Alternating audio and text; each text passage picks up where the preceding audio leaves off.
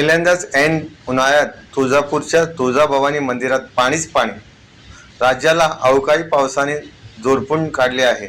ऐन उन्हाळ्यात अनेक ठिकाणी अवकाळी पाऊस पडत आहे. धाराशिव जिल्ह्यातही अवकाळी पावसाच्या सरी बरसल्या आहेत. धाराशिवच्या तुळजाभवानी मंदिरात अवकाळी पावसामुळे पाणीच पाणी झालं. सकाळपासूनच धाराशिवमध्ये अनेक ठिकाणी पावसाच्या सरी बरसत आहेत.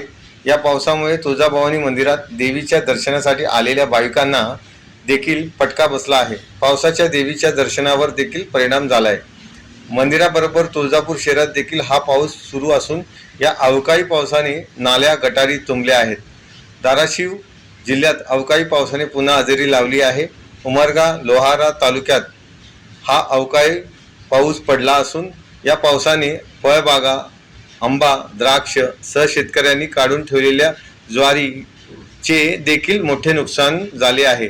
तुळजापूर तालुक्यात ही जोरदार पाऊस झाला. जिल्ह्यात इतर ठिकाणी मात्र ढगाळ वातावरण असून पावसाचा अंदाज व्यक्त करण्यात येत आहे. या पावसामुळे हवेत गारवा निर्माण झाला असून गरमीने हैराण झालेल्या नागरिकांना दिलासा मिळाला आहे.